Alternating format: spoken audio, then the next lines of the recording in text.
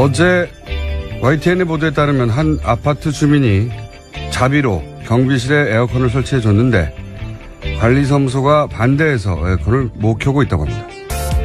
관리사무소는 전체 경비실에 에어컨을 놔두든지 아니면 모두가 에어컨을 쓰지 않든지 그게 형평성에 맞다는 입장입니다. 형평성 있게 다 같이 더워라 이거죠. 형평은 그럴 때 쓰라고 있는 단어가 아닙니다. 누군가 불공정하게 특혜를 입을 때 나머지 당하는 이들을 위해 존재하는 단어지 어떻게 한 사람도 빠짐없이 다 같이 불공정하게 대우를 받자는 게 형평인가요? 그런 식으로 형평을 정의하면 관리사무소부터 에어컨을 꺼야죠. 지자체에서 복지정책을 한다니까 박근혜 정부는 다른 지자체가 그렇게 못하니까 형평에 어긋난다고 니들도 하지 말라고 했었죠. 배에 물이 들어오는데 몇 사람만 구할 수 없으니 다 죽게 그냥 둡니까? 몇 사람에도 구할 수 있으면 구하고 그리고 나머지도 어떻게든 구해야겠다고 생각하는 게 사람의 상식이죠. 폭염에 고생하는 경비 아저씨 위해서 주민이 직접 자비로 사다 준 에어컨을 형평성을 내서 켜지 못하게 하는 관리사무소를 보고 있자니 우리가 비정상적인 시대를 너무 오래 살았구나 싶습니다. 사람처럼 좀 삽시다. 김호준 생각이었습니다. 시사인의 김은지입니다. 제가 오프닝을 하다가 바람이 샌 적은 있었지만 기침이 갑자기 올라온 건 처음이었네요. 힘내십시오. 기침을 그냥 할 걸 그랬어요. 네, 삼키느라 힘들었습니다. 자, 첫 번째 뉴스는요? 네, 북한이 대륙간 탄도미사일에 탑재할 수 있는 소형 핵탄두 개발에 성공했다고 미 정보 당국이 결론 내렸다는 소식입니다. 워싱턴 포스트 보도인데요.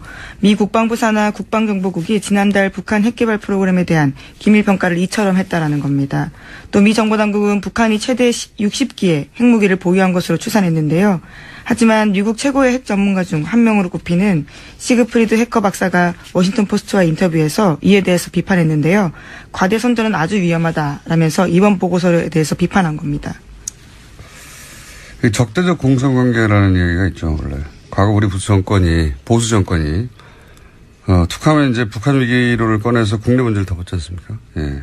서로를 적대하지만 서로를 위해 서로가 꼭 필요한 그 관계를 적대적 공생관계로 하는데 지금 트럼프는 북한이 고마워요. 생각해 보시면 이 일이 있기 직전까지 트럼프와 관련된 모든 뉴스는 다 사위, 아들, 딸, 러시아, 탄핵 이 뉴스였어요. 다 들어갔습니다. 지금. 얼마나 고맙겠습니까. 그리고 미국의 군산 복합체들도 고맙죠. 예. 그쪽은 전 세계 긴장을 먹고 사는 그게 무기가 더 팔리니까. 그런 면에서 이제 미국의 최고의 핵 전문가가 뭐 60기를 보유하고 있다. 뭐 이런 식으로 정부에서 말하니까.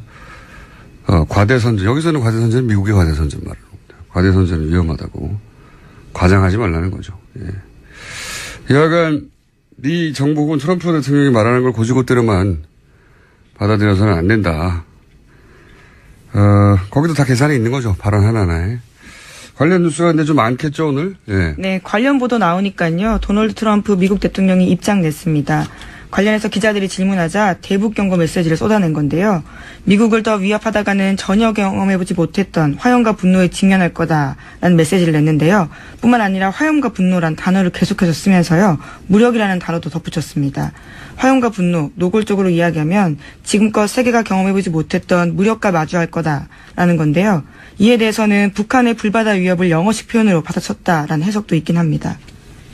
저는 다르게 생각합니다. 왜냐면은 화염과 분노라고 하니까 이거 불바다를 이렇게 번역했나? 이렇게 이제 우리가 생각하는 거고요. 그게 아니고요. 영어로 해놓으면 금방 알 수 있어요. Fire and Fury거든요.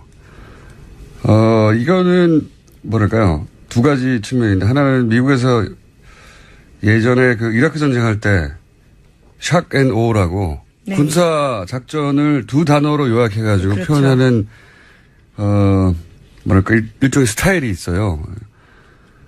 그때는 이렇게 표현했고 자기도 뭔가 표현하고 싶은 거죠. 표현하고 싶은데 둘 다 F가 들어갔잖아요. 비율이. 우리 라임을 맞추는 건가요? 예. 그런 면도 있고 마음에 든 겁니다. 이 단어가. 근데 이 단어 자체는 아주 유명한 우리나라에서는 이런 게임 안 하는데 미니어처 보드게임이라고 있어요. 뭐냐면은 군인을 아주 작게 만들어가지고 이렇게 낱개로 진열해서 팔고 이런 거 보신 적 있죠? 네, 미니어처가 그런 네, 것들이니까요. 미니어처. 근데 그때 네. 그 미니어처의 주인공이 군인인 경우가 많죠.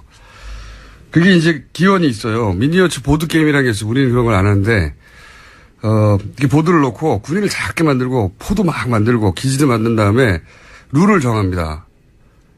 룰을 정한 다음에 자기들끼리 싸우는 거예요, 막. 그러니까 PC 게임에 오프라인 버전인 건가요? 그게 먼저 있었던 거죠. 네. 네. 그게 이제 그래서 시나리오도 막 나오고 룰집도 나오고 막 그러거든요. 아주 유명한 게임인데 그게 이름이 Fire and Fury예요. 네. 거기서 나온 것이다. 그리고 이 단어가 워낙 유명해서 이 단어로 노래도 있고 이 단어로 책 제목도 있어요. 예전에 2차 대전 때 저기 뭡니까 독일을 폭격했잖아요. 폭격기가 연합군에. 네. 그때 엄청난 폭탄을 쏟아부었는데 그 작전을 그때는 파이어 앤 퓨리라고 부르지 않았죠. 이 문구 유행하지 않았으니까. 근데 이 책을 나중에 2000년대인가 중반인가 뭐 하여튼 책을 썼는데 그때 이 제목을 따라 썼어요. 파이어 앤 퓨리라고. 이 단어 자체가 대단한 게 아닙니다. 유행하는 단어예요. 그 유명한 관용구다라는 취지의 네, 근데 이제 말씀이시죠? 골라낸 거죠. 멋있게. 네. 뭐 그렇게 멋있진 않습니다. 약간 예. 그렇고요. 이제 말잔치를 하고 있는 겁니다. 말하자면 제가 이 이야기를 길게 한 이유 중에 하나는 말잔치를 하고 있는 거예요. 서로. 그러면서 가장 효과적으로 머릿속에 꼭꼭 박힐 자국민에게 단어를 선택하고 있는 중인 거죠. 파이어 퓨리 하면은 탁탁 박히는 게 있거든요. 자, 그렇고요. 다음 순요.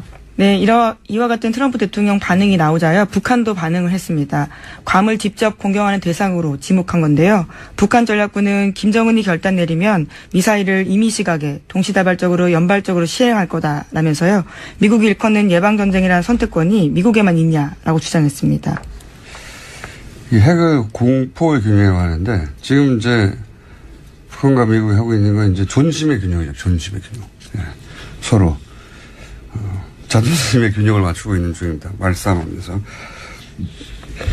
그래서 뭐 괌이 선택된 이유는 아마도 이제 거기 사드가 있기 때문이겠죠. 동시다발로 때리겠다는 것도 사드가 이렇게 동시다발 연발로 쏘면 막을 수 있냐? 뭐 이런 도발이기도 하고. 동시에 우리 언론이 보도를 해줘야 되는 내용은 뭐냐면 사실은 어제 하루 종일 포털에서 거의 이 괌 포위 사격 그다음에 뭐 하얀 분노 이 얘기만 했는데 실제 훨씬 더 중요한 거는 동시에 이러면서 북한이 거의 3년 가까이 영위하고 있던 캐나다 국적 그 임현수 목사입니다. 네, 목사. 네. 캐나다의 대북 현안이었죠. 그 임현수 목사를 갑자기 석방했어요. 갑자기. 그렇죠. 석방하겠다고 밝힌 겁니다. 네, 뜬금없이. 원래는 무기수였거든. 북한 기준으로. 예, 무기노동 교화형을 받고 있었습니다. 왜 갑자기 풀어줍니까? 예. 미사일 쏜다고 해놓고 갑자기 캐나다 바로 위 나라죠. 예. 그러면 바로 북미에 붙어있는 나라인데 하필이면 그 나라에 억류하고 있던 사람을 풀어준다고. 이거 캐나다에서 오랫동안 현안이라는데 꼼짝도 안 했거든요. 그리고 또 틸러슨 외무부 장관이죠. 국무부 장관입니다. 아, 국무부 장관. 우리의 외무부에 해당되는 미 국무부죠.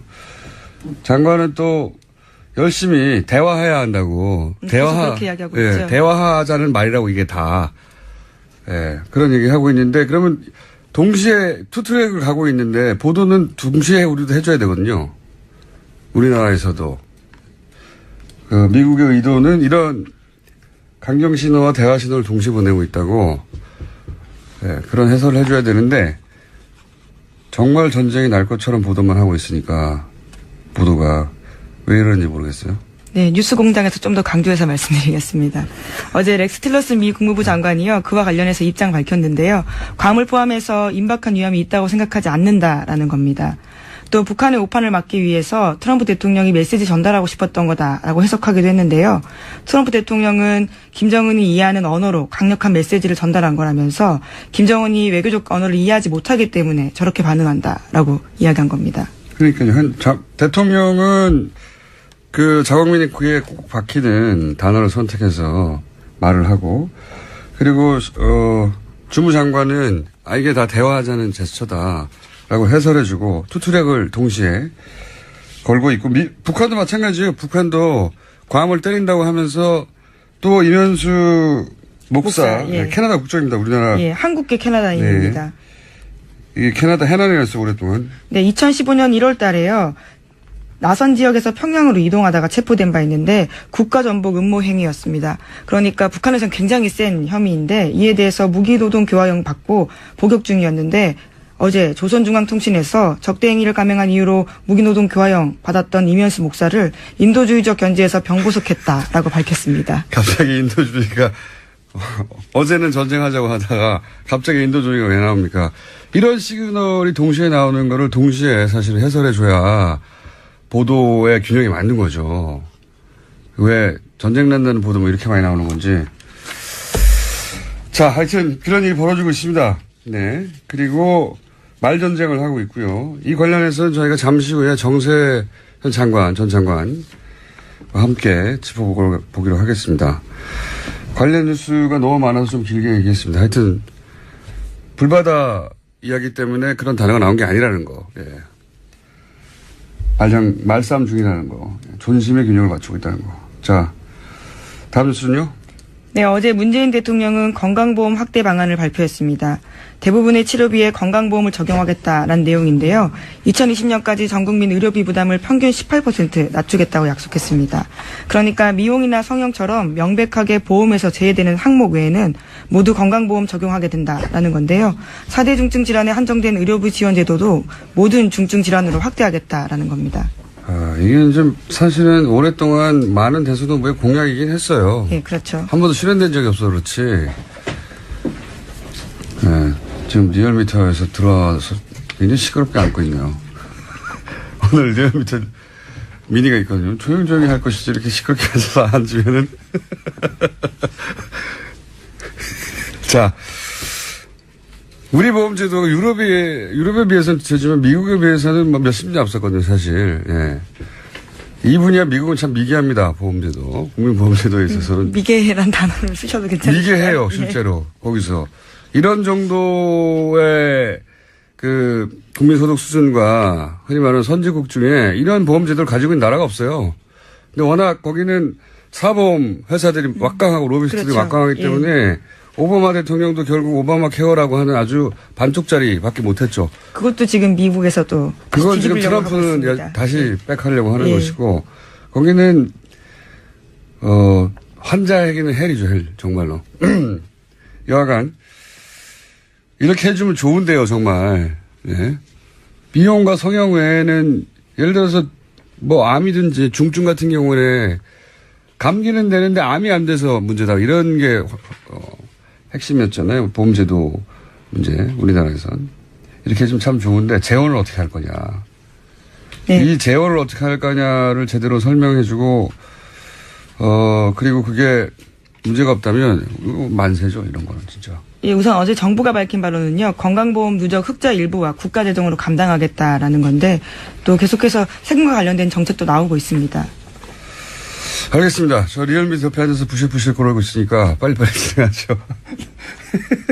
자, 제목 중심으로 좀 훑어보겠습니다. 네, 국세청이 부동산 탈루 혐의자 286명에 대해서 세무조사 나섰습니다. 다운계약서 작성, 반칙증여 등 혐의가 의심되는 사람들한테 전국 동시에 세무조사하겠다라는 겁니다. 네, 소위 파리 부동산 대책의 후속인 거죠. 예. 이제 안 팔면 되지 않느냐, 이런 반응에 대해서 그래? 그러면 뭐 당장 소득원도 없는데 주택을 이미 3채 이상 갖고 있다든가, 뭐 아니면 분양권을 팔았는데 양도소득세가 전혀 없다고 신고했다든가, 뭐 이런 의심스러운 사례들 골라서 탈루한 거 아니야? 라고 국세청이 흔히 말하면 털기 시작한 거죠. 예. 근데 뭐 원래 내야 될 것들을 안 낸 거니까요. 무섭겠습니다. 수 있죠. 네. 이렇게 돼서 걸리면 부동산은 덩어리가 커서 한 번 걸리면 몇백만 원이 아니라 몇억 단위로 세금을 수익당할 수 있거든요. 예. 집안채가 날아가는 거죠. 이런 식으로 하면. 김상조 위원장이 그랬지 않습니까? 정부 정책에 저항하지 말라고. 예. 지금은 저항하면 안 되는 시기입니다. 자, 부동산은 그렇고요. 예. 다른 뉴스는요? 네, 또 종교인 과세 관련해서는요, 또 유예될 수도 있다라는 논란이 있는데요. 예정대로라면 내년 1월 1일부터 종교인도 소득세 내는 대상이 됩니다. 하지만 김진표 의원이 이 시기를 2020년까지 미루는 소득세법 개정안 발의했습니다. 국회의원들 중에 개신교도들 중심으로 김진표 의원은 특히 대표적이죠. 예, 관련해서. 종교인 과세 문제는 저희가 별도로 다룰 만한 덩어리의 사례라서, 뉴스라서 짧게만 언급하자면 성경에도 나와 있어요. 가이사의 것은 가이사에게. 예. 세금을 내야 됩니까? 라고 예수에게 묻자. 가이사의 것은 가이사에게 주라고 세금 내라는 얘기입니다. 예. 성경에 그런 말이 있습니다. 다음에 다루기로 하고. 자, 다음 뉴스는요?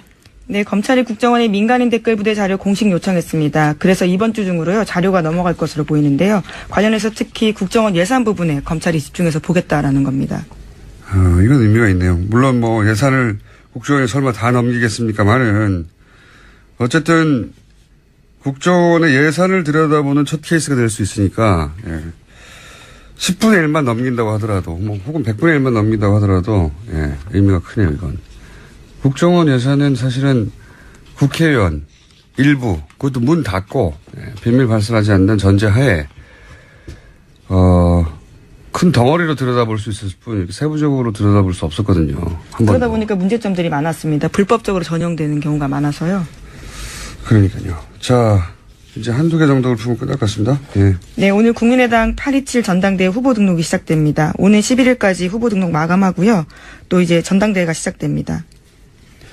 그렇군요. 여기서 안철수 후보가 대표가 되지 못하면 큰 문제죠. 예, 안철수 후보 자신에게. 국민의당에게도 큰 위기가 닥칠 수 있고. 대표가 된 이후에도 쉽지 않습니다. 제가 보기에는. 그런데 뭐 그건 저희가 걱정할 일은 아닌 것 같고요. 예. 다음 뉴스는요. 하나 정도 더 하면 끝날 것 같은데요. 예, 박지원 의원이요. 또 관련해서 폭로한 게 하나 있는데요. 19대 대선 당시에 안철수 국민의당 후보와 유승민 바른정당 후보 간에 단일화 논의가 있었다라는 겁니다. 이에 대해서 유승민 후보는요. 부인했습니다. 단일화 후보 자체가 없었다고 했습니까? 아니면 단일화 후보 단일화 후보 논의 자체가 없었냐? 아니면 논의는 있었지만 그런 말은 한 적이 없다. 그 어떤 말도 들은 적이 없고 한 적도 없다라는 겁니다.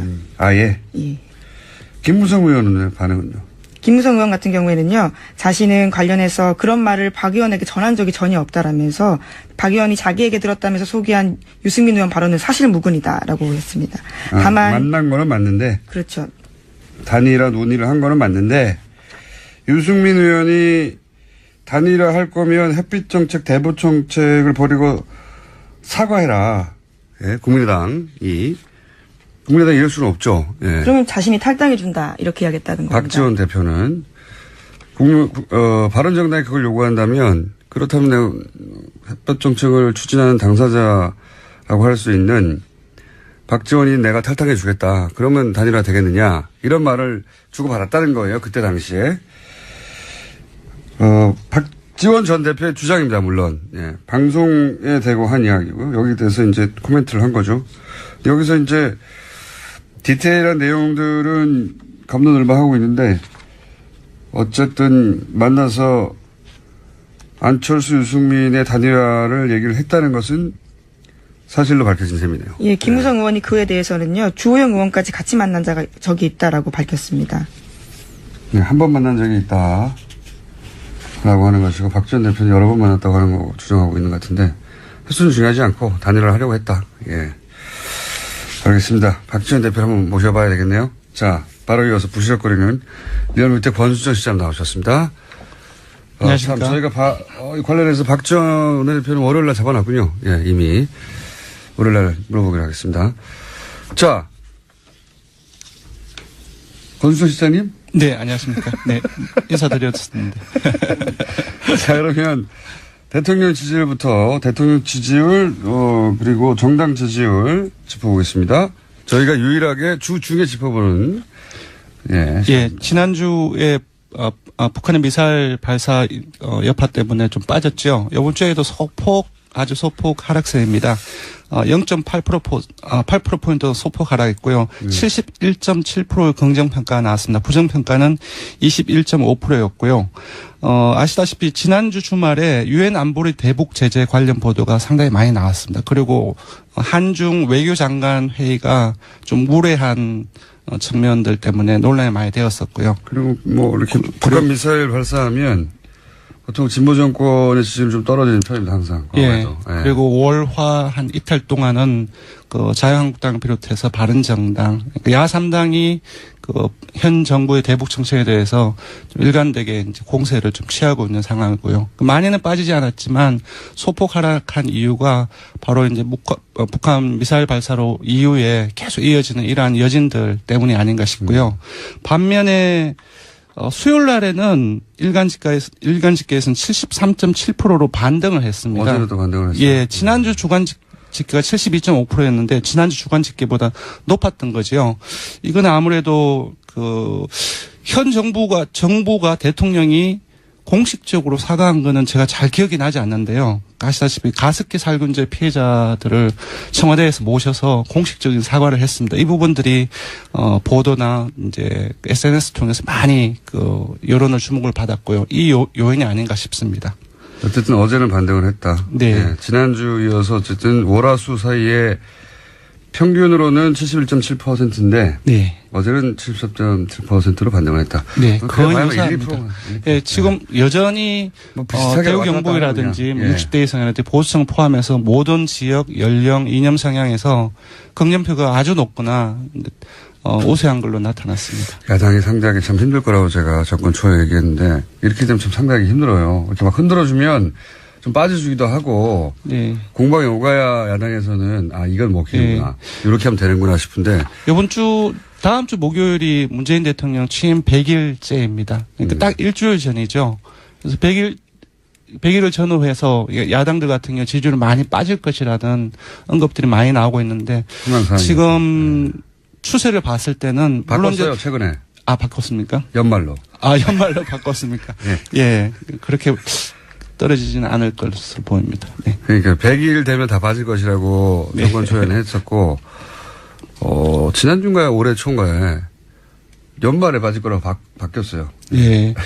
지금 뭐 나중에 한번 얘기될 수 있었겠지만 개혁이 여러 중첩되면서 이해관계자들이 갈리고 그러면서 빠지는 측면이 있지만 또 개혁으로 다시 지지율을 반등시키는 모습들이 요즘엔 조금씩 나오고 있습니다. 그래서 많이는 빠지지 않을 것 같습니다. 사실 이게 예.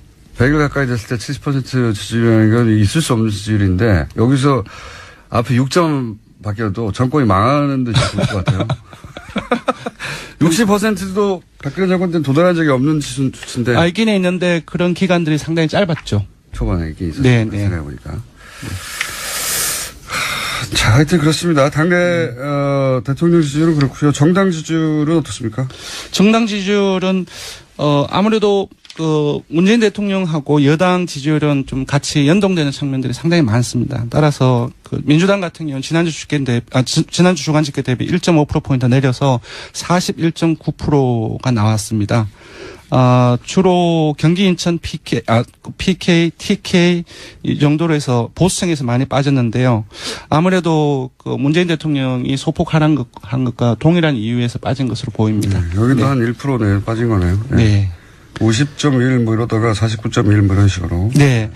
다음에 국민의당을 한번 본다면. 국민의당은 3위로 올라갔다면서요. 예, 지난주에 한 4%, 지지난주에 5%대 초반에서 지난주에 6.9%까지 올랐거든요. 지난 주말에 안철수 전 대표 당대표 출마. 예, 지난주 수요일 날에 출마 선언을 공식적으로 선언을 했고 5월 화수 3일 동안 지난주는 계속적으로 올랐습니다. 올랐는 원인이 뭐냐면은 19대 대선에서 안 후보에게 투표를 한 사람들 중에서 그 이전엔 한 24% 정도가 국민의당을 지지했었는데 5월 화수 3일 지난 동안에 무려 한 39%, 40%까지 결집을 했습니다. 근데 그러니까 안철수는 지지했지만 국민의당을 따로 지지하지는 않았던. 떨어졌는데 이제 한 3일 동안에 당대표 출마 선언하는 과정에서 올랐는데 아시다시피 주말을 경과하면서 또 어제까지도 계속 당대표 출마 논란이 당내에서 계속 되지 않았습니까?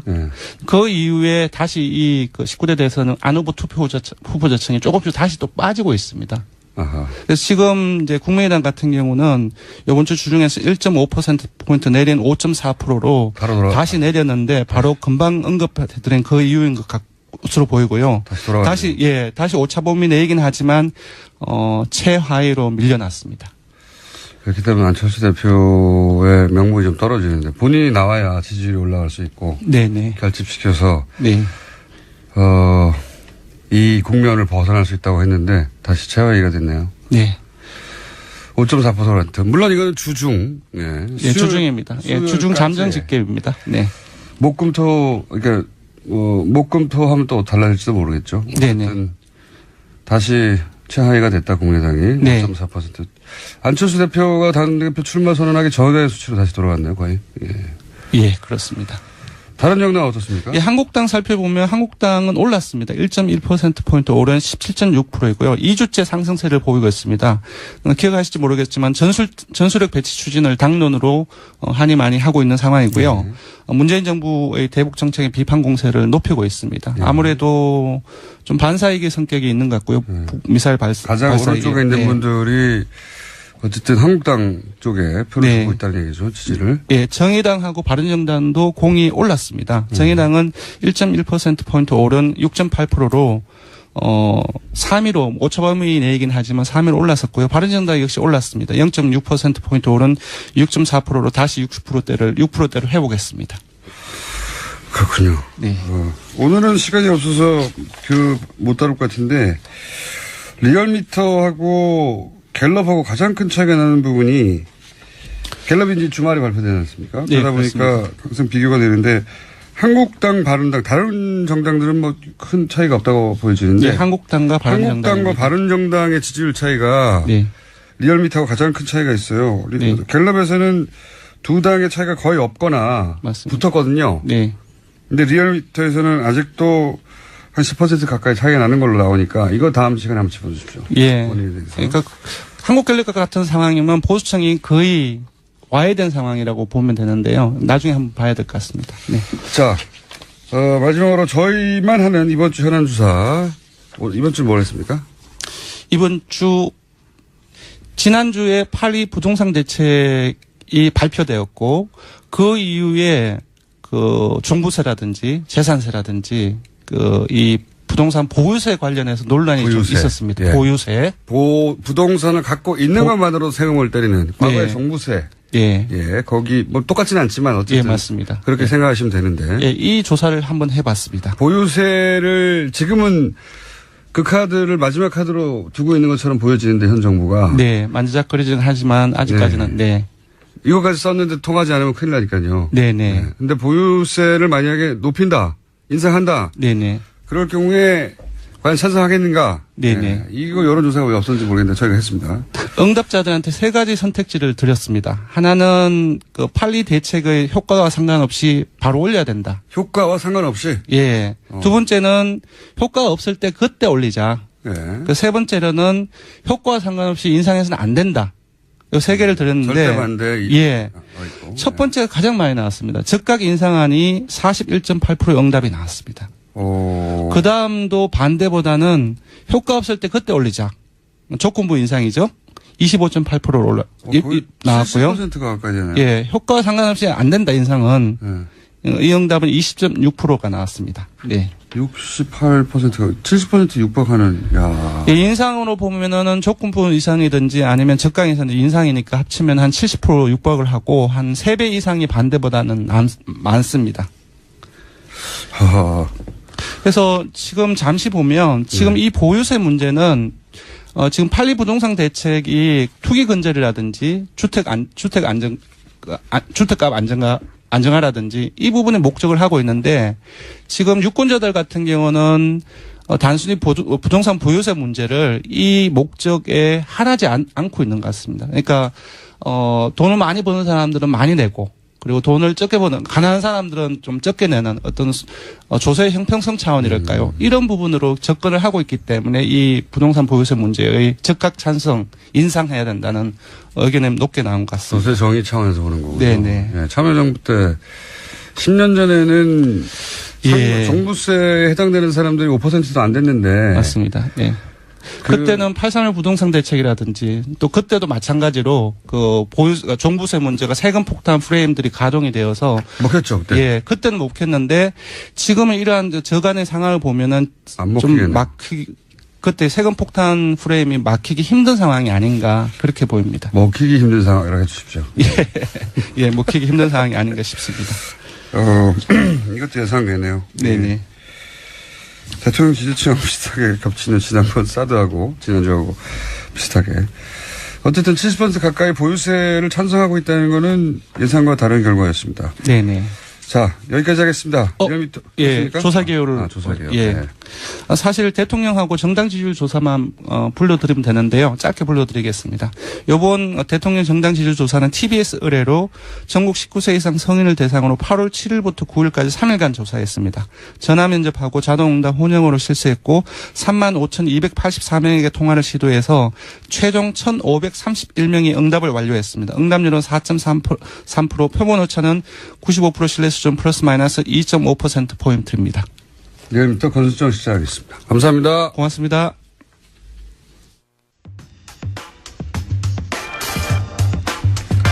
북한과 미국이 극단적인 말을 주고받고 있죠. 한반도 8월 위기설 한번 짚어보겠습니다. 정세현 전 통일부 장관 연결됐습니다. 안녕하세요, 장관님. 예, 안녕하세요. 네. 까칠하다는 말을 하지 말아달라고. 네. 저희 작가한테. 그런 사람 아니에요. 네. 부드러운 사람을 까칠하다고 한대요. 네. 까칠한 말을 하지 말아달라고 하는 까칠한 장관님 연결됐습니다. 네. 자, 북한이 괌을 타격하겠다. 구체적으로 지명을 거론하면서. 네. 그런 말도 하고, 미국에서는 트럼프 대통령은 불바다는 아니었죠. 화염과 분노. 예, 뭐 이런 발언도 하고 서로 아주 극단적인 말들을 주고받고 있습니다. 우선 북한이 왜 괌을 거론했을까? 그리고 실제 괌을 타격할 가능성이 있을까? 어떻게 보십니까? 북한을 오랫동안 상대하신 분으로서.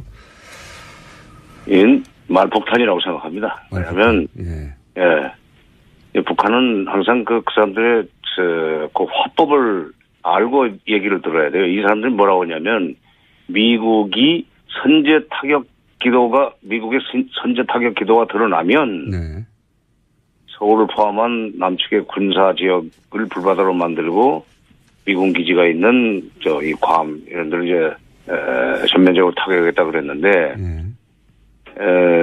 미국이 자기를 치겠다는 얘기, 북한을 치겠다는 얘기를 이 사람 저 사람이 불쑥 많이 하지 않았습니까? 뭐 선제 타격, 뭐 예방 전쟁, 뭐 이런 등등이 어떤 점에서는 말로 끝나지 않고 그것이 실제로 행동을 옮겨줄 수 있다고 북한이 좀 걱정을 하지 않나는 생각이 들어요. 그러니까 그런 말 자꾸 하다 보면은 실제로 그런 일이 벌어질 수 있다고 보고 미국이 그렇게 나온다면 우리 가만 안 있겠다.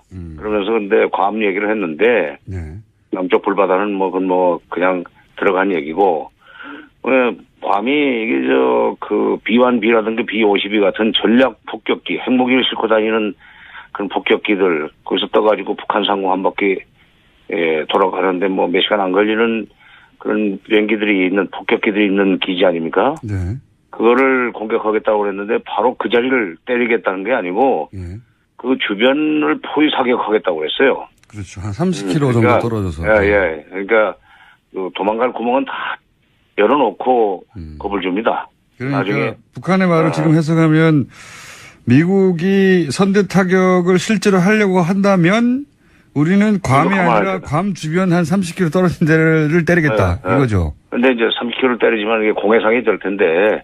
그런데 비행기가 어디로 지나올 줄 압니까? 그러니까 비행기가 지나갈 수 있는 공중을 둘러막고 때릴 수 있다는 얘기인데 실제로 미국이 선제 타격할 그 가능성도 적고 또 북한이 괌을 친다고 하더라도 바다를 둘러싸고 몇 발이나 쏘겠습니까? 미사일을. 몇 발 쏘겠지, 뭐 수발 쏘겠죠. 그러나 그것 때문에 서로 불이 붙어가지고 전쟁으로 번질 가능성은 저는 별로 없다고 봅니다. 북한식 대응이다 이렇게 보시는 거군요. 이때까지 항상. 네, 북한식 대응이죠. 그러니까 그 사람들은 의뢰 말만 꺼내면 뭐 1000배, 100배 갚아주겠다고 그러는데 네. 1000배, 100배 그런 얘기 두고 쓰는 말들이 있죠, 몇 개. 예. 뭐 그건 뭐 수십 년째 그렇게 하고 있긴 합니다만. 불바다 1000배, 100배 그다음에 또 무슨 선멸적 타격 잘 쓰는 말들이 있어요. 근데 별로 놀랄 거 없어요. 거기까지는 제가 알겠는데 워낙 오랫동안 들어와서 이 미국발 한반도 위기설이거든요. 이게 말하자면. 그렇죠. 그런 얘기들도 하죠. 네, 트럼프 대통령이 직접 이제 아주 강한 발언들을 해 나가면서 미국발 위기설이라고 할 수도 있는데 미국에서 이 긴장을 더욱 높여가고 있는 이유는 뭘까요? 이런 발언으로 대통령이. 그러니까 트럼프 대통령의 일종의 철학이 반영된 조치라고 봅니다. 뭐냐면 트럼프 대통령은 세게 겁을 주고 밀어붙이면은 북한 같은 나라는 결국 손 들고 나오지 않겠는가. 일종의 장사꾼이라고 사업가적 흥정이죠. 세게 불러가지고 상대방이 이제 겁을 먹고 꼬리를 내도록 만들어가는 그런 전략인 것 같은데, 그러니까 그동안에 제도권에서 성장한 정치인들하고 좀 다른 것 같아요. 스타일이. 네, 스타일이. 근데 그게 오히려 북한을 더 자극해가지고 북한이 그러니까 북한이 오히려 예방적 타격을 할 수 있는 여지를 키워가지고 책임을 그쪽으로 넘기려고 하는 전략인 것 같은데 저는 북한이 그렇게 위험한 짓을 안 하려고 봐요. 그 사람들 말폭탄 쏟아내다가 결정적인 순간에 싹 방향 틀어가지고 빠져나가는 데는 여러 번 보면서 참 귀신 같다 하는 생각을 많이 했었습니다만. 그런 전략으로 이때까지 살아남았죠, 사실은. 예. 그렇죠. 그래서 오히려 상대방이 방향을 틀도록. 근데 되게 그렇게 북한이 벼랑 끝에서 극단적인 압박을 통해서 미국을 들어가면은 결국 미국이 방향을 트는 그런 전례들이 몇 개 있습니다. 왜 형제 간에 싸우면 큰 놈이 참으라고 그러잖아요. 네.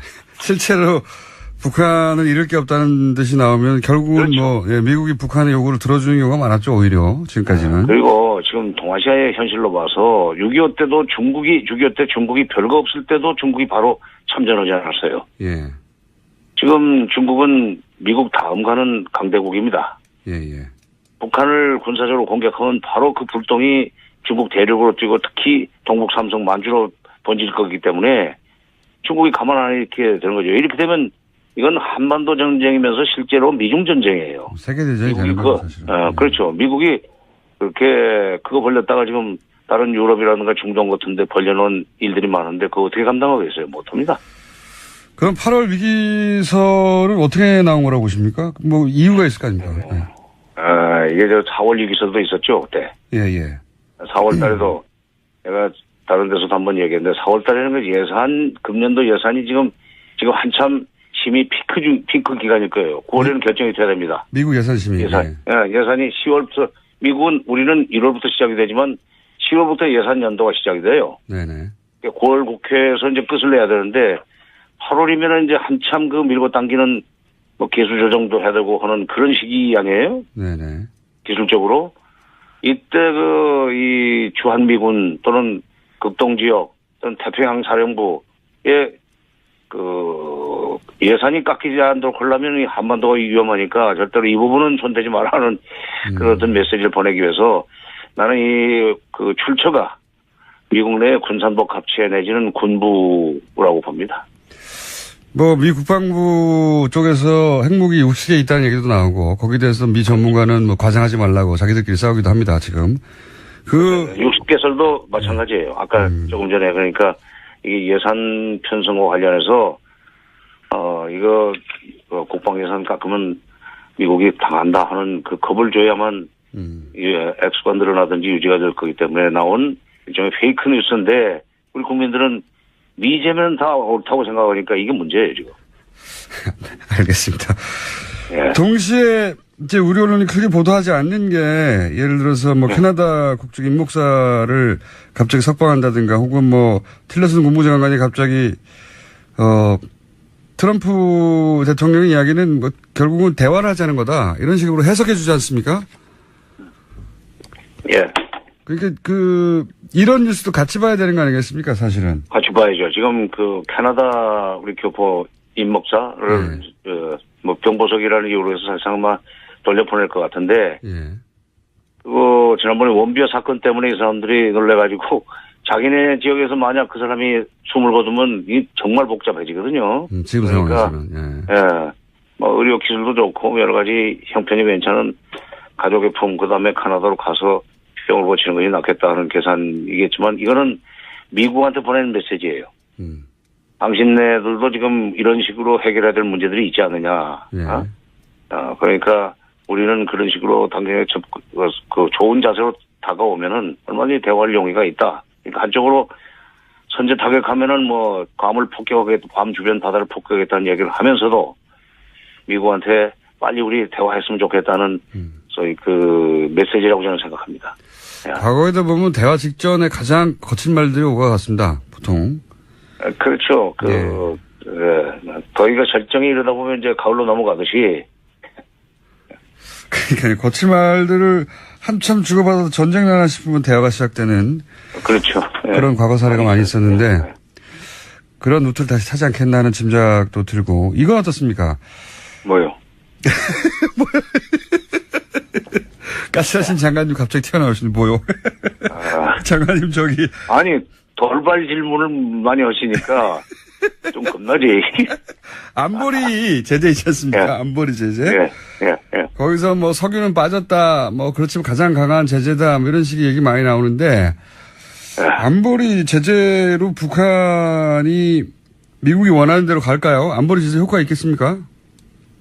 우선 석유 송출 금지가 빠졌다는 것이 뭐 북한한테는 별로 타격이 안 된다고 저는 봅니다.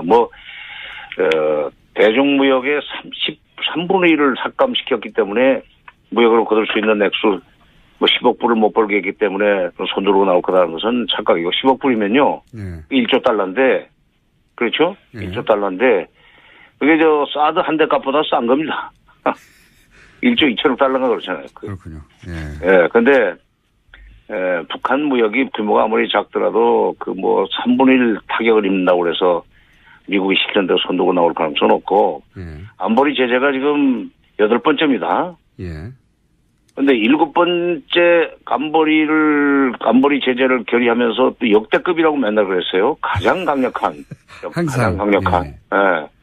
이게 무슨 신문 광고 같은데 어디 보면은 무슨 역세권 2분 거리, 3분 거리 하는 식으로 맨날 근데 7번의 유엔 제재를 당하고도 작년에 북한 경제가 3.9%나 성장했다면 북한 경제는 아무런 영향을 안 주는 게 유엔 제재라는 거 아니에요?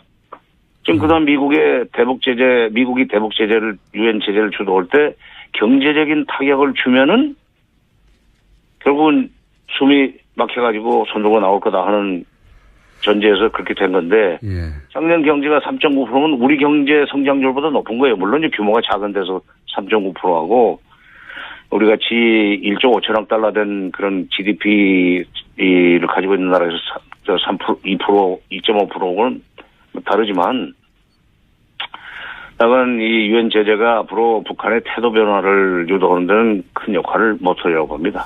결국은 협상으로 넘어가야 되지 않겠는가. 미국도 곧 그걸 알게 될 거고 특히 우리가 이런 식으로 가지고 안 된다는 걸 알면서 왜 자꾸 이렇게 압박으로만 가느냐 하는 얘기를 우리가 해줘야 돼요. 그 얘기 미국한테 할 나라는 우리밖에 없습니다. 중국이 하겠어요? 우리가 해야지. 미국이 하겠어요? 이제 북한이 하겠어요? 결국은 일본은 30초밖에 안 남았긴 했는데 그러니까 결국은 이거는 역시 다시 한번 대화로 풀릴 수밖에 없다. 오히려 대화가 가까워졌다는 신호일 수도 있겠습니다. 이 정도로 극단적으로 하는 것은. 밤이 깊으면 새벽에 온다는 말도 있잖아요. 이럴수록 대화가 가까워진다고 생각하고 우리 정부에서는 대비를 해야 된다고 나는 봐요. 그리고 조금 전에 말씀드렸듯이 여러 가지 채널을 통해서 그야말로 진정성 있게 미국한테 이렇게 해봐야 알겠습니다. 결국은 대화로 넘어갈 텐데라는 것을 입력을 시켜줘야 돼요. 알겠습니다. 정세현 통일부 장관이었습니다. 감사합니다. 지난 월요일 오프닝에서 제가 언급했던 이야기인데 올해 전기가 남는다는 기사가 났습니다. 2년 전 정부가 세운 전력 수급 계획에 따르면 분명히 12년 후에나 22% 예비율을 도달한다고 그 계획을 세웠었는데 갑자기 올해 30% 이미 도달했다는 뉴스가 나왔었죠.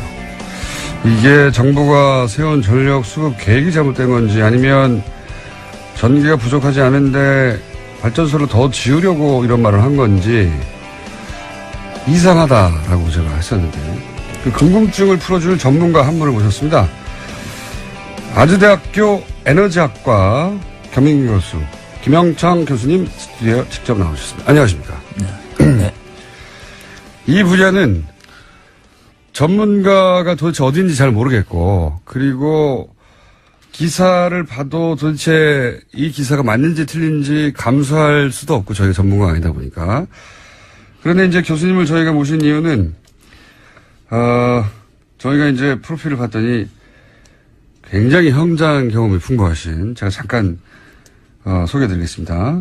서울대 전기공학과를 졸업하시고 석박사 하시고 한국전력 한국전력 알아야죠. 한국전력에서 30년간 근무하셨고 그리고 전력거래소 전력거래소가 뭔지도 좀 이따 제가 여쭤보겠습니다. 공개소 상임이사를 하셨고 현재는 국제원자력기구 그 유명한 IAEA 컨설턴트로 활동하고 계십니다. 이 정도면 뭐 이력으로는 이 이상이 있을 수 없다. 한전에 계셨을 때는 어떤 일을 하셨습니까, 교수님? 네, 저는 한전에 30년 근무하면서 주로 발전소 건설 계획을 하는 이론적인 그 컴퓨터 모델과 장기 경영 계획 그리고 전력산업 구조 개편을 담당했습니다. 그리고 전력산업 구조 개편이 된 이후에는 그 전력거래소의 상임이사를 담당하면서 미래 경쟁시장 설계를 담당했습니다.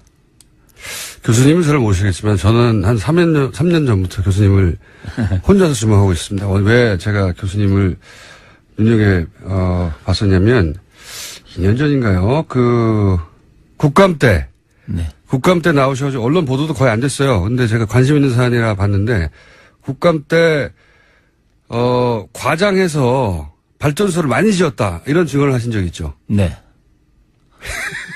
있습니다. 그런 얘기 제가 처음 들어봤거든요. 그러니까 발전소를 그러면 이때까지는 전기가 항상 부족하다. 폭염 때문에 피크치가 올라갔는데 예비율이 뭐 한 자릿수 떨어져서 큰일 났다. 그러면서 발전소 많이 지어야 된다. 혹은 뭐 전기 아껴야 된다는 얘기만 듣다가 어떤 전문가가 나와서 갑자기 발전소 필요 이상으로 많이 지었다는 얘기를 국감에서 하시는 거예요. 그때 그런 말씀 하신 적 있죠? 네. 예. 그러면서 저분은 남들 안 하는 얘기를 해서 고생이 많으시겠구나. 맞습니다.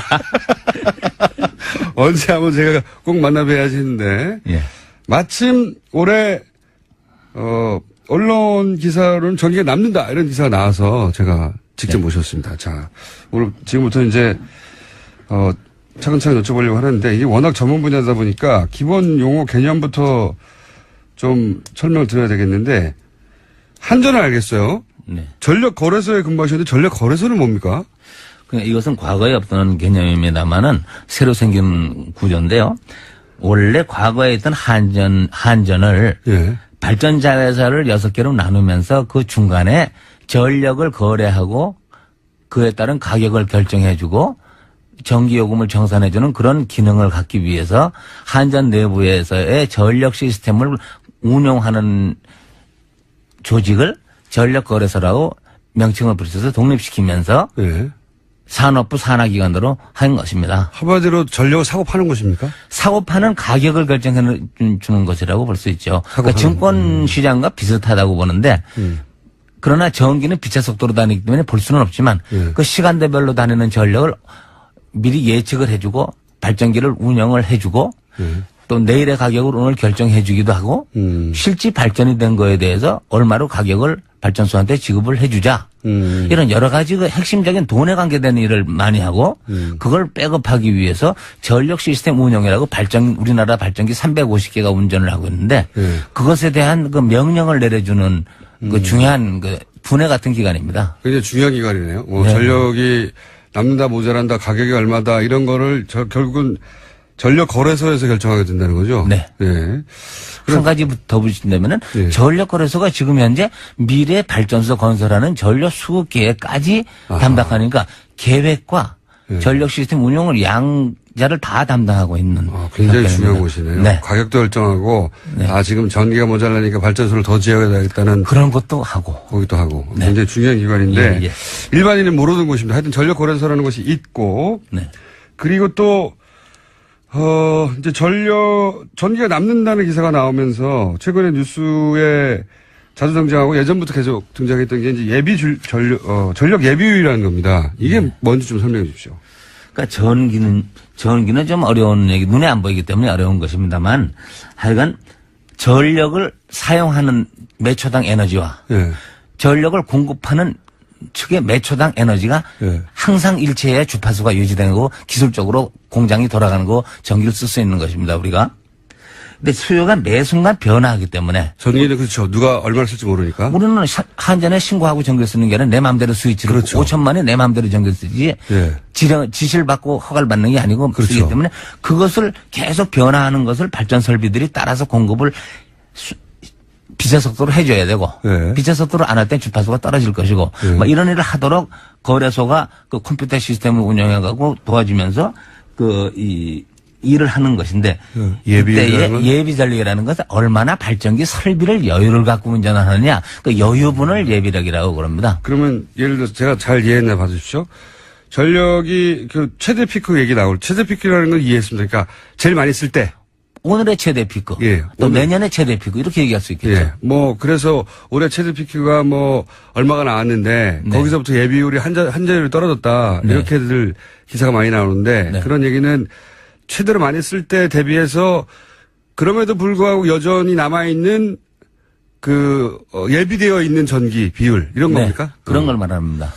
자, 예비율은 그런 겁니다. 네. 자, 그런데 올해 작년만 하더라도 작년에도 분명히 폭염 때문에 한 자릿수로 예비율이 떨어져서 에어컨을 켜고 문을 연 가게들을 단속해야 된다. 이런 기사가 막 났었거든요. 네네. 예, 그럼 거의 매년 있는 건데, 그럼 블랙아웃 얘기 나오고, 블랙아웃이라는 건 이제 정전이 된다는 거죠. 예. 네. 그런 얘기가 나와서 항상, 여름에는 에어컨을 아껴 써야 되는 거구나. 전기 요금 때문에도 그렇지만, 국가적으로 항상 조심해야 된다. 이런 뉴스만 보다가, 올해 갑자기 전기가 크게 남아돈다 이러고 있어요. 제가 네네. 이게 너무 이상해가지고 예. 게다가 불과 2년 전에 세운 계획상 2029년에 가야 22% 예비율에 도달해야 한다고 그랬는데 그런데 올해 벌써 30%가 넘는다. 네네. 이런 기사가 났고 근데 제가 이해가 안 가는 건 발전소는 2년 만에 지을 수가 없는 건데 2년 전에 어차피 2년 후에 어떤 발전기가 가동되기 시작할 건지 다 알았을 텐데 이 수급 계획을 어떻게 세웠길래 갑자기 이렇게 되는가 이해가 안 가는 거죠. 왜 이런 일이 벌어진 겁니까? 그러니까 수급 계획은 대부분 현재를 하는 게 아니라 미래 발전기를 5년, 10년을 바라보고 전력수를 예측하고 나서 그렇죠. 거기에 필요해서 예비력을 더해서 발전소를 짓는데 예. 거기서 사실상 그럼 미래 5, 6년 후에가 지금 예측한 대로 수요가 나타나느냐? 예.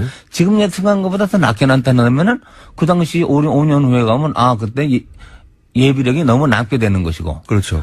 또 전력 수요가 이렇게밖에 성장 안 할 것이라고 해서 예비력을 정확하게 갖춰서 해놨는데 전력 수요가 올라간다 그러면은 그때 5년 후에 문제가 될 것이라고 생각하는데 네. 지금의 오늘은 과거에 5, 6년 전에 이 의사결정이 지금 현재 나타나는 것이지 오늘 원하는 건 아니죠. 예. 그래서 오늘 원하는 것이 아니지만 올해 전기가 발전 설비가 남을 수도 있고 모자랄 수도 있는데 올해는 그것이 많이 남는다 이렇게 생각을 하는 것입니다. 그렇죠. 많이 남는다. 네. 그런데 제가 이해가 안 가는 것은 이게 10년 예측이 틀렸으면 모르겠는데 네. 불과 2년 전 예측이 이렇게까지 틀릴 수가 있는가? 그리고 갑자기 올 여름부터 이럴 수가 있는가? 그러니까 뭐가 잘못된 겁니까? 그 말씀은 맞는 것이고요. 제가 네. 조금 아까 말씀드린 거는 발전소를 건설하기 위한 장기 계획에서의 예측을 말씀드렸고 작년이나 올해는 나타나는 결과인데 이것은 아직까지는 현재 많다고 보는 쪽입니다. 정확한 자가라는 건 어려운 얘기지만 많다고 보는 쪽인데 네. 남는다 한마디로. 많다고 하는데 네. 그 남는다 모자란다를 표현하고 뭐 500만 원이 있어야 된다. 한 자리 수고 예비력이 있어야 된다. 이거 자체는 제가 보기에는 좀 과장되고 주먹구구 계산이라고 보는 것입니다. 계산 자체가 주먹구구입니까? 계산 자체는 표현 방법이 주먹구구고 예. 그렇게 많이 갖고 있는 것도 주먹구구입니다. 예를 들어서 우리가 미래 발전소를 건설할 때 6년 후에 전력 수요가 이러니까 발전 설비를 얼마큼 지어야 된다고 얘기할 때 뭐 15%나 20%가 있으면 되겠죠. 이렇게 얘기하고 발전소를 지어놨습니다. 네. 그럼 5년 후에 와서 당해볼 때에 그때는 5년 후에 연간 피크를 5년 전에 결정한 발전 설비로 겨우 아슬아슬하게 넘기는 게 가장 효과적인 거지. 5년 후에 많이 건설한 발전기를 가지고 운전할 때에 그때도 피크 시간에 예비력이 한 자릿수인 1000만 킬로가 남는다든가 그렇게 여유를 갖고 넘기는 거는 아니고 그것이 무리하다는 주장이고 그 당시 5년 후가 지금 닥쳤다고 생각을 해볼 때에 올해 피크 때 아슬아슬하게 전력수요를 맞추면서 잘 넘어간 것이 가장 좋은 거죠. 왜 예비력을 갖느냐? 발전기는 고장도 나고 날씨도 바뀌고 여러 가지 하기 때문에 불확실한 거에 대해서 대응을 하는 건데 불확실한 설비를 가지고 대응해 왔는데 올해가 5, 6년 전에 본 현실이 올해 나타나는 거 아닙니까? 예. 그럼 올해 피크 때는 발전기를 가지고 전력수요를 아슬아슬하게 잘 공급하면 되는 거지 잘 공급하고도 1000만 킬로가 남았다. 아하. 그거 자체는 설명이 안 되는 것이죠. 자, 그럼 제가 잘 이해해 봐주십시오. 지금 교수님이 열심히 설명하고 있는데 이게 잘 이해가 안 돼서 제가 이게 잘 이해했나 봐주십시오. 워낙 전문 분야라. 교수님 말씀은 뭐 한 자릿수다. 뭐 20%가 남아야 된다. 네. 이런 수치 자체가 주먹구구라는 거죠? 그 표현 자체가 주먹구구라는 거죠. 그러니까 것입니다. 지금 언론에서는 한 자릿수로 떨어지면 크게 위험하다고 하는데 뭐가 위험하냐? 아니 뭐가 위험한지를 얘기를 해야죠. 그냥 위험하다고 얘기하고 수급 대란이라고 얘기하는 것은 어처구니가 없는 얘기죠. 국민들이 모르니까 그냥 따라가라는 얘기인지. 그렇죠. 지금까지는 예비력이 예를 들어서 작년에 뭐 9점 몇 %였는데 아니, 한 자릿수로 떨어지니까 큰일 났다 이런 식의 보도가 많았는데 첫 번째 교수님 지적한 것은 한 자릿수 떨어지면 9%대가 왜 위험한지 설명이 없지 않느냐. 교수님 보기에는 9% 위험하지 않다 이렇게 보시는 거죠? 그럼요. 1000만 킬로가 남아 있는데 무엇이 위험한지를 오늘 전력을 공급하는데 처음 듣는 이야기입니다. 오늘 전력을 공급하는데 갑자기 전력 수요가 1000만이 증가하느냐 이겁니다. 그거를 다 예비를 해야 된다면은 5년 전에 오늘의 수요에다 1000만을 더해가지고 확실하게 하도록 발전기를 훨씬 더 지었어야죠. 그렇지도 않고 지금 와서 피크 때 여름에 1000만 킬로의 예비력이 한 자릿수가 아니면 불안하다. 그러면 9%라 그러더라도 1억 킬로의 9%면 1000만 킬로거든요. 그런 것을 우리가 1년에 하나도 안 쓰는 1000만 킬로를 1년 내에 가져야 되느냐. 예비력에 속하는 1000만 킬로의 발전기는 1년 내내 발전을 한 번도 안 합니다. 왜냐? 여름 이외에 다른 데는 수요가 낮기 때문에 근데 일 안 한다. 그럼 우리가 자동차로 노는 거예요? 수요도 없이 놀죠. 예비력인데 어떻게 발전을 합니까? 그냥 대기하고 있는 거죠. 쓸데없는 발전소를 지은 거네요? 그렇죠. 그럼 그 돈을 누가 냅니까? 국민들이 내죠. 네. 알지도 못하고 내는 거죠. 마구 이해가려고 그럽니다. 자. 네. 그럼 두 가지. 지금 교수님 주장의 핵심은 9%가 왜 위험한지 설명이 없다. 네. 9%가 왜 위험한지 설명도 없으면서 한 자릿수는 위험하다고 주장하고 있다. 네. 첫 번째. 두 번째는 그렇게 해서 예측하는 것. 앞으로 뭐 20%가 될 거고 뭐 15%가 될 거고 이런 예측도 엉터리다라는 거잖아요. 네. 그 다음에 예측이 엉터리면 그 다음에 발전소 건설 계획을 하는 사람도 전력거래소. 네. 운영을 하는 사람은 모자라다는 기관도 전력거래소다. 네. 그러면 이사장은 자기 밑에 건설을 계획을 해서 예비력을 계획하는 사람도 자기 부하. 네. 시스템을 운영하는 사람도 자기 부하인데 네.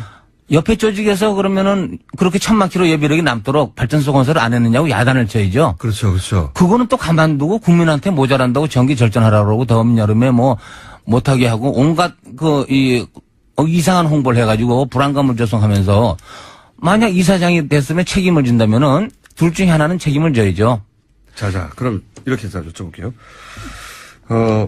지금 말씀 듣다 보면 예측도 엉터리고 예비력이 한 자릿수면 위험하다는 것도 근거가 없다고 말씀하셨는데 이게 이제 다른 사람이 얘기하면 모르겠지만 지금 전공학자로 30년간 해당 기관과 또 전력거래소에서 근무하셨으니까 제가 굉장히 신뢰도 높게 받아들이고 있는데 그럼 이런 것도 가능한 거 아닙니까? 그게 아마 2년 전 말씀이신 것 같은데 예측도 엉터리고 예비력이 한 자리 쓰면 왜 위험한지도 엉터리라고 하면 거꾸로 발전소를 더 많이 짓기 위해서 엉터리 예측을 하고 그 예측에 맞춰서 발전소를 지어버리면 되는 거네요? 능히 그럴 수 있다는 얘기입니다. 영국에서도 그런 일이 하도 많이 나서 예. 전력 산업을 민영화하게 된 계기가 예. 영국에서도 국영으로 나라를 운영하니 그 전력회사를 운영하니까 이 사람들이 방만하게 운영을 하면서 전력 수요를 높게 해놓고 발전소를 많이 지어서 국민들이 피해가 가니까 이거 민간 경영으로 돌려야 되겠다 얘기한 것이 영국 전력 산업의 가장 시초입니다. 아하. 그런데 국민들은 우리나라 전기 아니고 일본 전기를 쓸 수가 없고 북한 전기를 쓸 수도 없는 상황에서 네. 그 비싸지만 내라 그러면 내는 건데 그렇죠. 그걸 검토할 능력이 우리나라에 한 기관이 전력 수급과 개통 운영 시스템 운영을 하는데 그걸 조사해 볼 수 있는 전문성을 가진 사람도 있을 수 없고 조사해도 누구한테 얘기할 사람도 없고 누가 받아줍니까? 할 수 없이 전문가가 다 같은 기관에 있는데. 계획하는 사람과 운영하는 사람이 같으면서 서로 자기가 맨날 모자라다고 매년 떠드니까 그럼 누가 맞는 거는 둘 중 한 사람이 잘못한 거 아닙니까? 이사장의 오른손은 잘못하고 왼손은 잘하고 이런 것도 아니지 않습니까? 그런데 자 거기까지 이제 기본은 이해했어요. 네네네. 기본 이해하기 힘드네요. 네네네. 거기까지 이해했어요. 자 그러면 여기서 이제 발전소 로비가 있느냐 없느냐 건설회사 로비가 있느냐 없느냐는 교수님의 전문 분야가 아니니까 네네네. 제껴놓고 네. 그것도 있을 거라고 짐작은 가나. 보지 못했으니까. 예. 교수님은 발전소에 건설회사에 계셨던 게 아니니까. 네네. 근데 이제 그런 발전소를 짓는 논리가 되는 기반 수치들이나 예측이 잘못됐다고 지금 말씀하시는 거고, 그죠? 그렇죠. 그러면 이런 예비력을 계산하고 예측을 하고 하는 것이 사람의 주먹구구로 하진 않을 거 아닙니까? 주먹구구로 하는 것이 기분이 제일 좋죠. 담당자들은. 이것은 1970년대 중반까지는 손으로 했습니다. 손으로. 그 다음에는 수학이 발달하고 컴퓨터가 발달하니까 당연히. 사람 생각을 가지고 미래를 시뮬레이션 해보면서 어렵죠. 이 정도 설비를 가지면 괜찮겠다. 우선 컴퓨터로 판단을 하고 돈이 최소로 되느냐도 판단을 한번 해보자. 그렇죠. 그렇게 해서 컴퓨터 모델이 이제 중반에 75년대 중반에 발달했고 한전도 재빨리 그걸 도입해서 저도 그때부터 이걸 공부를 하기 시작해서 그걸 뭐라고 그럽니까?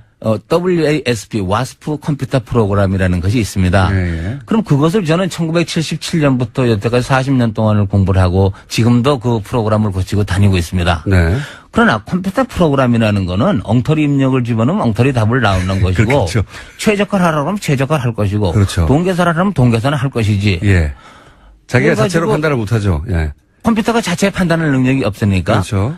컴퓨터 보러 그 환경 영향 다 고려하고 모든 사람의 주관적인 입력을 다 넣어가지고 누구나 만족할 수 있는 답을 내고 멋있는 거 내고 환경도 만족하고 다 내는 정부도 만족하고 예. 그거 못 하죠. 한전도 만족하는 걸 내라. 예. 그거 아니면 난 지금 못 쓰겠다. 이러고 있으면서 와스프 프로그램 엉터리다 이렇게 하는 사람도 되게 많고 또 원자력 하는 사람들은 와스프라는 프로그램에서 화력발전소 건설이 계획이 많이 나오면은 와스프라는 거 틀린 거다, 엉터리다 이렇게 얘기하고 또 화력발전 사람들도 원자력이 많이 나오면 그 프로그램 속에 원자력만 많이 나오도록 비밀을 누가 집어넣대더라. 그러던 거 쓰면 안 된다. 이런 식으로 서로 하면서 서로 이해 결과가 자기 마음에 안 들면 프로그램 엉터리다. 엉터리라고 하는데 미국 거라 못 쓴다. 우리나라 실정에 안 맞다. 뭐 실정자만 붙이면 다 되니까. 실정자만 붙이면 다 되니까.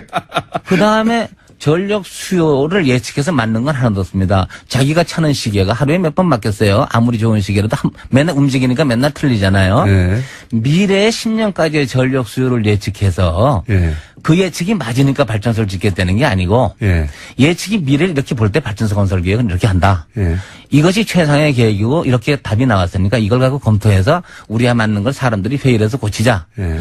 이렇게 하면은 상당히 좋습니다. 그러니까 예측이 맞는 데는 건 거짓말이고 예. 예비력도 예측한 예비력이 미래에 그대로 나타난다는 것도 센 거짓말이고 예. 되지도 않는 얘기를 모르는 사람이 속이면 모르는 사람 속지요. 예. 그렇죠. 전문 분야니까 모르죠. 그렇게 말하면. 그런 걸 가지고 얘기를 하면서 남을 속일 수 있는 방법은 뭐냐.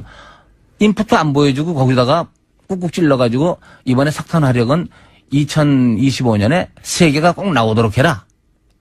당연히 그렇게 할 수 있죠. 그럼 모든 컴퓨터는 쓰레기를 집어넣으면 쓰레기가 나오는 것이고 예. 10년 후에 원자력 발전소가 2대로 나오게 하라.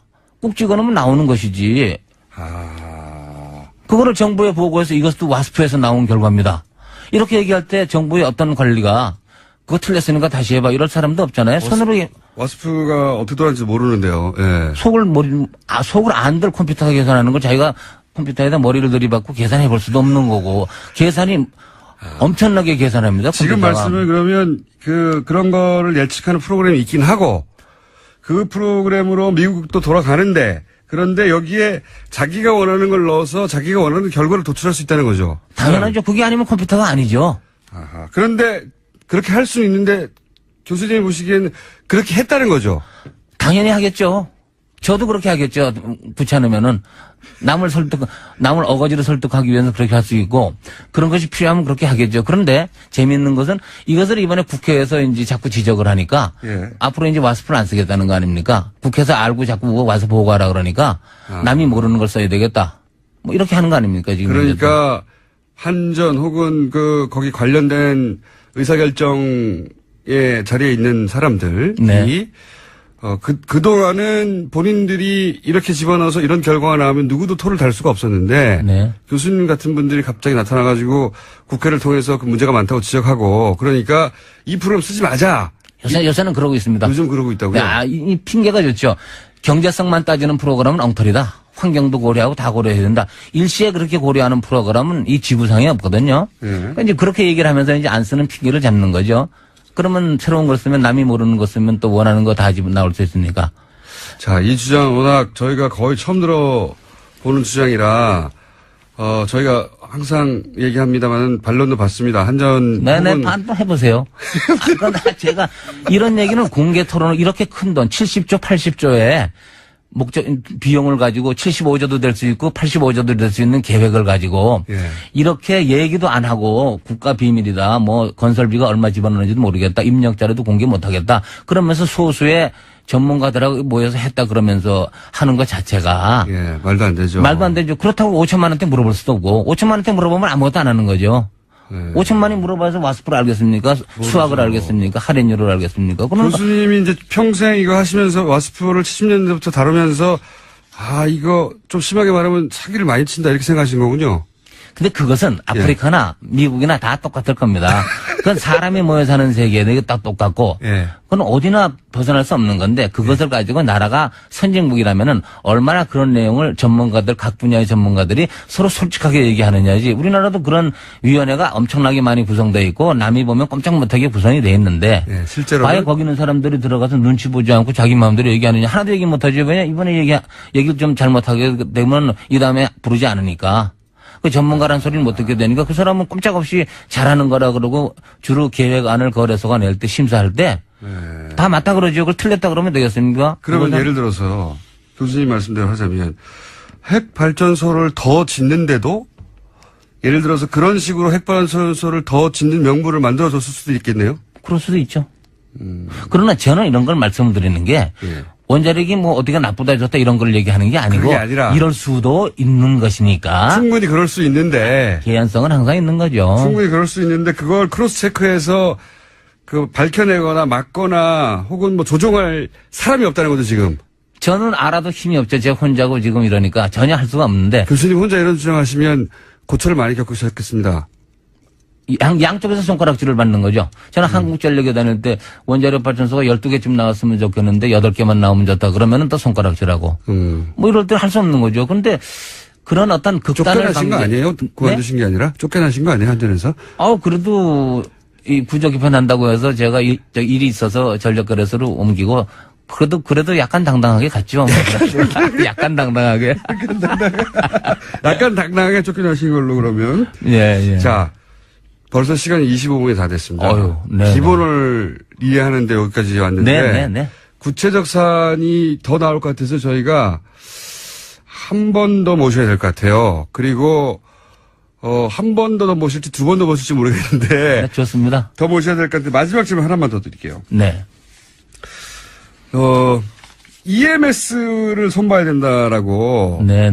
인터뷰 들어오시기 전에 예. 말씀하셨는데 EMS가 뭔지 이해하지 못한 채 들어왔습니다. 네. 그래서 EMS 이거 문제다. 국가가 EMS 정부가 조사해야 된다고. 수사해야 된다. 수사해야 된다고 막 주장하셨잖아요. 근데 아무나 수사하면 안 되고 예. 가장 높은 데서 수사하지 않으면은 아마 누구도 말을 안 들을 것입니다. 아, 청와대에서 직접 해야 된다? 네, 그렇지 않으면 절대 말 안 듣습니다. 끝까지 거짓말하고 잘하고 있다고 서로 얘기하고 교수들 다 동원해서 우리가 잘하는데 뭐냐 그러고 이렇게 그러기 때문에 조사를 해야 된다는 것입니다. EMS를 조사해야 된다? EMS가 뭐 국산으로 EMS가 개발했다. 뭡니까, 근데? EMS라는 거는 간단하게 말씀드리면은 인천공항에서 컨트롤 센터가 있는데 예. 비행기 이착륙을 관제하는 컨트롤 센터가 있는데 거기 사람들이 일일이 눈으로 보면 구름끼면 못 보고 그렇죠. 밤에 못 보고 할 때는 컴퓨터가 자동적으로 그렇겠죠. 비행기 위치 조정하고 다 레이더로 하고 다 하는 그런 자동적인 시스템이 있다고 상상을 해보십시오. 예. 뭐 잘하고 있겠죠, 인천공항은. 그런 것을 전국에 발전기가 350개가 있고 수천 군데에서 전기를 쓰는 것을 매 6초마다도 체크하고 5분마다도 컴퓨터가 체크해서 아하. 사람이 전력을 잘 국민들에게 공급할 수 있고 사고가 나서 전력이 다 발전기가 중지하지 않도록 그러니까 전국 도와주는 컴퓨터 시스템이 패키지입니다. 아하. 그러니까 전국의 전기가 제대로 작동하고 효율적으로 움직이고 있는가를 통제하는 시스템이다. 중앙에서. 네. 근데 이 EMS가 뭐가 문제죠? EMS를 여태까지 제대로 쓴 적도 없고 이론을 이해한 적도 없고 국회에서 지적했을 때 왜 그렇게 안 쓴다고 지적하느냐 물어보지도 않고 국내에서 개발한다 그러고 개발했는데 남의 걸 뺏겼는지 안 뺏겼는지 몰래 그냥 하고 제품이 있는지 없는지 제품 검수를 제대로 했는지 아하. 또 누가 돈을 어떻게 쓰고 어디다 돈을 썼는지 민간 회사가 지금 개입한 걸로 돼 있는데 그 민간 회사에 전문가도 없는데 어떻게 세계적으로 프로그램을 개발했는지 교수들끼리 다 짜고서는 잘했다고 속이니까. 근데 이것이 왜 중요하냐. 그 돈을 다 개인으로 먹었는지 안 먹었는지 사진을 안 찍어서 모르는데 예. 먹어도 좋습니다. 국내에 남아있으니까. 그런데. 그럼 상관없죠. 그건 좋은데 진짜 문제는? 진짜 문제는 뭐냐. 그러한 컴퓨터가 없다는 것이 문제입니다. 아, 실제로는 없어요? 제가 없다고 얘기할 때 못 예. 보게 하니까 예. 얘기 안 하고 있다고 막 속이지만 예. 그거에 대해서 공개적으로 얘기하고 떳떳하게 다 외국 전문가를 부르든가 우리가 같이 조사를 하고 해야 되는데 그 전에 산업부 장관 지시를 했는데도 불구하고 그런 것도 과반수로 9명 중에 김영창 혼자 틀리다 그러고 9명이 잘 쓴다 그러니까 이건 잘 쓰는 거다 이렇게 결론을 냈고 과학을 다반수로 과반수로 코페르니쿠스도 죽는 거죠. 그러니까 다수결로. 다수결이라는 게 다수결이고 그다음에 감사원에서도 감사를 했는데 예. 손방망이는 문제 없다 그러고 문제는 있으나 뭐 그냥 그렇다고 넘어가고 지금 핵심은 핵심은 그런 것이 우리나라에 없기 때문에 앞으로 국가적인 재앙이 올 확률이 무지무지하게 커지고 있는데 오히려 블랙아웃은 그런 데서 오는 것이지 발전소가 모자라서 오는 게 아니다. 예비력하고는 전혀 관계 없다고 볼 수 있지. 전혀가 아니라 예비력은 주파수 맞추는 데 관계 있는 것이고 예. EMS가 작용하는 것은 발전소가 전개통이 무너질까봐 예. 미국에서도 그런 일이 2번이 났으니까 예. 그런 것을 5분마다 발전기한테 출력을 제대로 지시해가지고 아하. 그러니까 사람이 350개를 동시에 통제 못하니까 네. 컴퓨터가 350개를 다 눈으로 보고 계산하고 다 해서 사람을 도와줘야죠. 그렇죠. 컴퓨터가 그 균형을 맞추는 걸 해야 되는데 네. 그 시스템이 있다고 주장하지만 없다. 없습니다. 제가 없다고 주장할 때 있다고 얘기하러 나와야 되고 예. 시연을 해야 되고 논리적으로 답변을 해야 되는데 외국 기관까지 불러서 거짓말도 막 하고 잘하고 있다고 거짓말도 하고 미국과 우리나라는 환경이 틀리다고 얘기하고 실정. 예. 그럼 미국 걸 왜 샀습니까? 옛날에 틀린 거 수백억을 주고.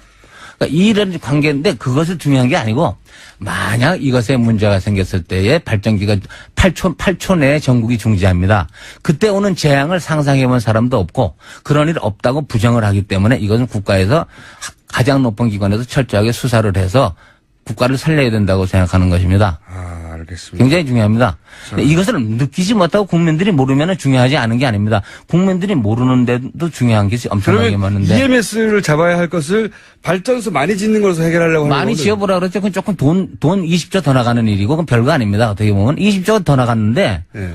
나라가 전력 공급이 안 돼서 뭐 수돗물도 공급이 안 되고 뭐 온갖 철도도 가다 쓰고 지하수가 침수되고 나라가 엉망이 방송도 안 되고 예. KTX도 가다 쓰고 열흘 동안 암흑 세계가 될 때를 상상을 아무도 안 하면서 거래소가 잘하고 있겠지. 알겠습니다. 자, 그러니까 발전소를 더 많이 짓는 것으로 해결할 문제가 아니라 지금은 이 컴퓨터가 중앙 관리하는 시스템이 없는데 있다고 주장하는 게 진짜 문제다. 네. 그게 있어야 된다, 실제로는. 당연하죠.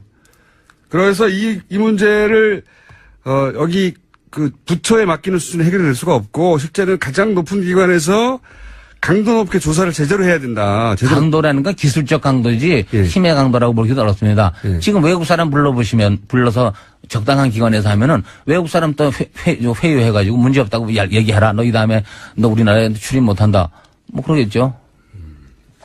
여기까지 일단 하고요. 저희가 두 번째를 시간을 조만간 마련하겠습니다. 오늘 네. 다 못하신 것 같으니까. 다음에는 예. 예비력을 왜 잘 모르느냐 이런 걸로 해서 중점적으로 다시 한번. 이거 CDC로 나가야 될지도 모르겠습니다. 오늘은 여기까지 하겠고요.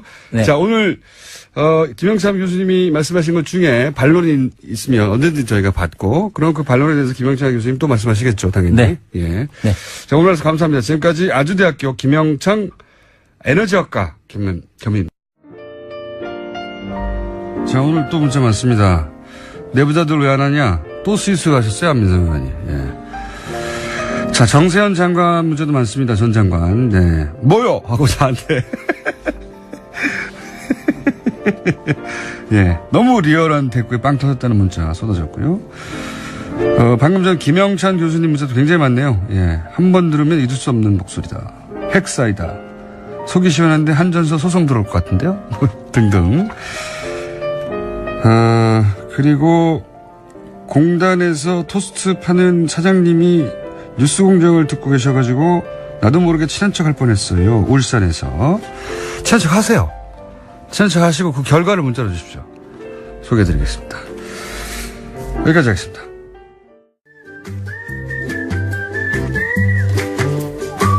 자, 인기 코너입니다. 도시간 축가 김진애 박사님 나오셨습니다. 안녕하십니까? 네, 안녕하세요. 갑자기 인기 코너가 돼버렸어요. 예, 인기 코너 맞아요. 맞아요? 예, 고맙습니다. 고맙고, 그리고 코너는 인기인데 박사님이 쓰신 여자의 독서라는 책은 인기입니까? 참. 딱 한 달 됐는데, 예. 저기 반응이 오고 있어요. 이제? 그래서 이제 지금 북토크도 지난밤에 하고 그랬는데, 예. 기분이 꽤 괜찮고요. 네. 아니, 저는 제목 때문에. 여자의 독서. 여자의 독서 그러니까 사람들이 이러는 사람들도 있고, 그런가 하면 네. 굉장히 끌리는 사람도 있고. 그러니까 여성들이 읽어야 할 아니요, 꼭 독서 그렇지 목록 않고요. 이런 건가요? 아니면? 그러니까 여자 작가들 책만 가지고 썼어요. 아, 그렇군요. 제가 그러니까 뭐냐면 제가 제 평생 여자 작가들이 너무 홀대된다는 그런 느낌 때문에 그러니까 이제 제가 여자로서 여자들을 위해서 쓴 거죠. 그러니까 좀 독특한 시각이 있는데 남자들도 꽤 읽습니다. 특히 딸 가진 아빠. 김어준은 절대로 안 읽을 책. 네. 그런가 하면 박사님? 우리 여기 PD. 그만하시죠, 이제. 아주 잘합니다. 그러니까 그러니까 괜히 우리 물어봤네. 그거 아세요? 김어준 딸 프로젝트를 해야 된다 이런 얘기들이 여성들 사이에 있습니다. 김어준 딸 프로젝트요? 네. 저를 딸로 만드는 거예요? 아니 그건 해석을 해보십시오. 아유 필요해요.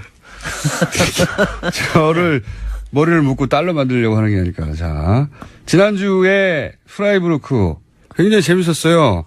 재밌기는 뭐 시작하다 말았는데. 네, 물론 오늘도 시작하다 말 것 같아요, 시간상. 오늘. 네, 시작하다 말았는데 재밌는 게 독일에 가신 분이 프라이브루크로 행선지를 바꾸신 분들이 꽤 있고요. 네. 그게 SNS로 꽤 왔고요.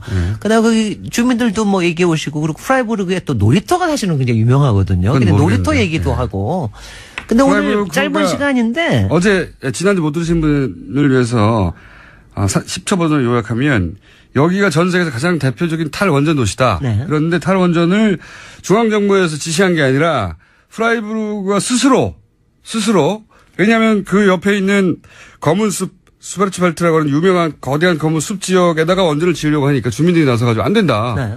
대안을 내놓으라고 했더니 좋아 그럼 우리가 대안을 내놓게 네. 하고 스스로 대안을 내놓아서 생태도시로 유명해진 곳입니다. 글쎄요. 그 대안을 만드는데 한 10년, 15년 걸렸고요. 네. 그러고 나서 92년도에 내부에서 시의회에서 만약에 통과시켜가지고 지금 25년째입니다. 그러니까 지자체가 스스로 한 겁니다. 대안을 내놔버린 거예요. 근데 이게요. 사실은 이제 이렇게 독일이 연방제니까 가능한 거예요. 그렇죠. 우리처럼 예. 이제 지방자치가 안 되고 중앙에서 워낙 돈 많이 내려오고 그럴 때는 어려운데 독일은 연방제고 그리고 이 지역이 또 나름대로는 상당히 이제 유서가 깊은 데니까 그리고 돈도 얼만큼 있고 대단히 고학력자들이 많은 맞습니다. 고학- 그것도 있고 그리고 여기는 정당도 무지 많아요. 네. 그리고 녹색당 시장이 처음으로 당선된 데가 여기입니다. 그러니까요. 도지사도 나오고 가장 그러니까 진보적인 도시라고 할 수 있는 거죠. 그런 사실은. 거죠. 그러니까 예. 근데 굉장히 정말 놀라운 게 25년 동안에 이게 바뀌어진 걸 보면 그러니까 우리가 특히 이제 도시계획이나 건축하면서 온 이상적인 얘기를 다 하다가 그 다음에는 이제 다 그야말로 용도사회가 되잖아요. 현실 앞에서는 여기서는